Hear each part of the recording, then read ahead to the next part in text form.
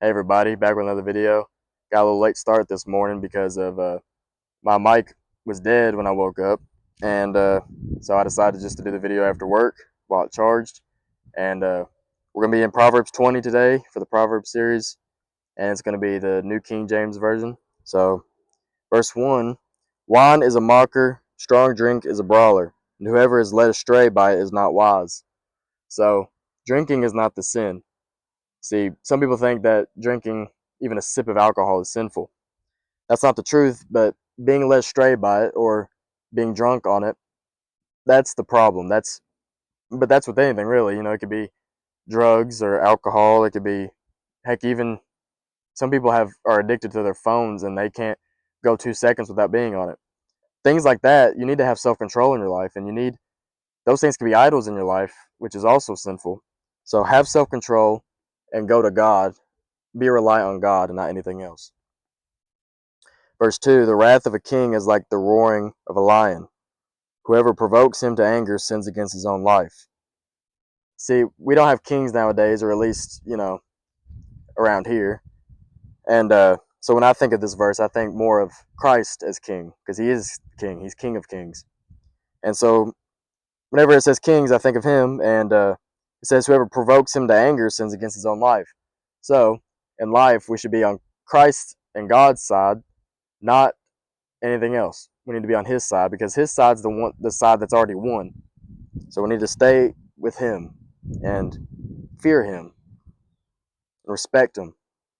In verse 3, it is honorable for a man to stop striving, since any fool can start a quarrel.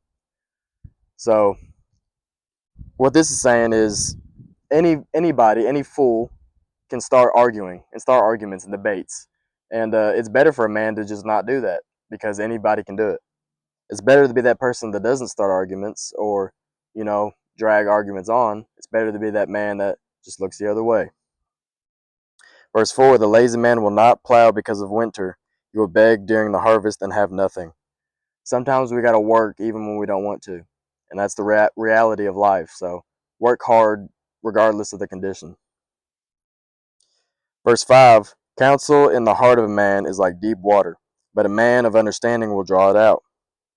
Verse 6: Most men will proclaim each his own goodness, but who can find a faithful man?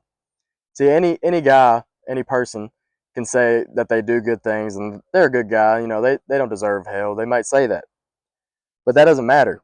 What matters is if you're a faithful man, are you true to what you say? And also, what's the intentions of your heart? See, some people, they do good things to be seen by others, and that's all they're going to get out of it, is that reward. But see, someone who is faithful to God, faithful to Christ, he does good things because he feels like it's his service to do. It glorifies God. He doesn't do it for himself. He does it for the person and for God. He serves them both, not himself. And that is a truly faithful man. Then verse 7, the righteous man walks in his integrity. His children are blessed after him. A king who sits on the throne of judgment scatters all evil with his eyes. Verse 9, who can say, I have made my heart clean. I am pure from my sin. The answer to that is nobody. Nobody can make their own heart clean. No one can purify themselves from their sin. The only person who can do that is Christ, because he's already done it if you believe on him. He took on sin. He who knew no sin took on sin.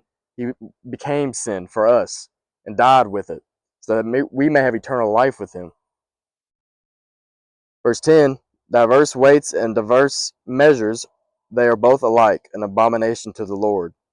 And those are just, we talked about this before, but those are just like, dishonest people who say, it's mostly in business, say something's truly this price, but they upprice it because they think they can get more out of you. And that's an abomination to the Lord. So pretty much be honest in everything you do, including business, everything. Verse 11, even a child is known by his deeds, whether what he does is pure and right. See, we're born with right and wrong morals. It's natural for us to have these morals. But most of the time, humans, they know it's wrong, but they do it anyways, and that's our flaw. We know what is wrong, but we do it anyway. Verse 12, the hearing ear and the seeing eye, the Lord has made them both. These are gifts of God. If you can see and hear right now, then those are gifts, and you need to thank God every day for them. Verse 13, do not love sleep lest you come to poverty. Open your eyes and you will be satisfied with bread. So don't be lazy, work hard, and you'll be satisfied when you work hard. Verse 14, it is good for nothing, cries the buyer, but when he has gone his way, then he boasts. This is talking about people who lie in businesses and stuff. They put on this act of saying, oh no, it's good for nothing, this item, and they get you at a cheap price, and then but really you've lost something valuable, and that's just wrong. Don't lie in business, like we said a while ago in verse 10. And then verse 15, there is gold and a multitude of rubies, but the lips of the knowledge are a precious jewel. Verse 16, take the garment of one who is surety for a stranger, and hold it as pledge when it is for a seductress. We've talked about this before too. Don't become surety for someone. Don't take someone's debt, because that's going to put a burden on you. People need to accept what they've done, and not saying you can't help them out in their debt, be a good friend, but don't take on all of their debt and take everything that they are required to pay. Verse 17, bread gained by deceit is sweet to a man, but afterward his mouth will be filled with gravel. See, if you get something deceitfully, or you do it in a bad way, it may be sweet at first, but then after a while, it's going to have no value to you. It's going to be, you're going to wish you never did it. You have regret. Verse 18, plans are established by counsel, but wise counsel wage war. Verse 19, he who goes about as talebearer reveals secrets. Therefore, do not associate with one who flatters with his lips. See, this is not necessarily lying, but people who talk all the time, they most of the time talk about nonsense, and then they might end up even spreading rumors and all this. So don't talk to somebody who talks too much, or at least don't tell them anything too important, because they're going to go around flapping their gums about it. So don't be careful who you say things around. Verse 20, whoever curses his father or his mother, his lamp will be put out in deep darkness. So honor your mother and your father. Verse 21, an inheritance gained hastily at the beginning will not be blessed at the end. Take your time when you're working towards something, because if you just take the easy way out of it, you're not going to be as blessed as you are if you work hard for something. Verse 22, do not say, I will recompense evil. Wait for the Lord and he will save you. See, this is important, because some people try to do it their own way, try to fight evil, and they think they're doing good for God by doing it themselves, but really, the Lord wants us to wait for him, because revenge, he will take revenge for you. He has the justice. You don't need to carry out that justice or that judgment. He has that. He's got it taken care of.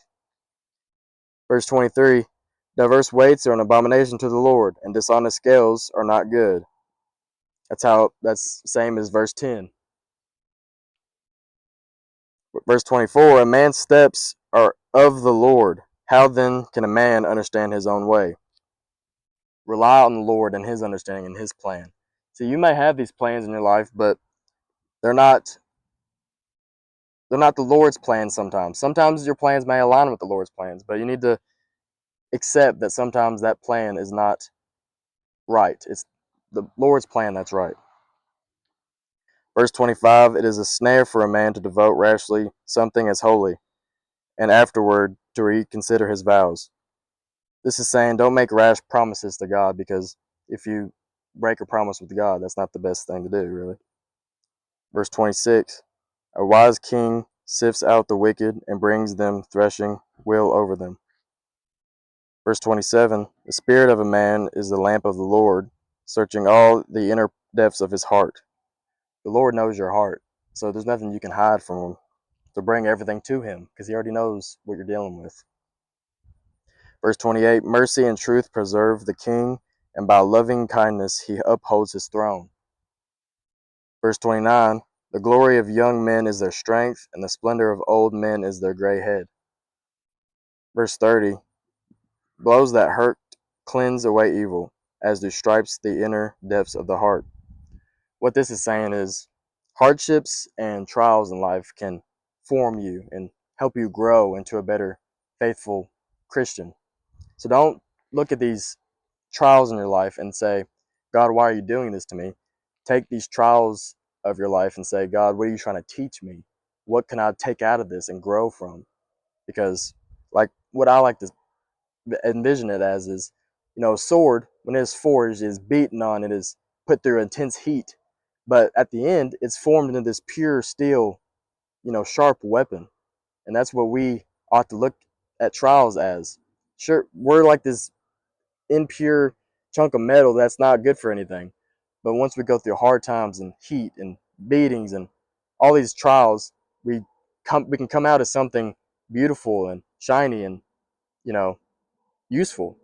So hope you enjoyed the video, and I'll see you tomorrow for Proverbs chapter 21.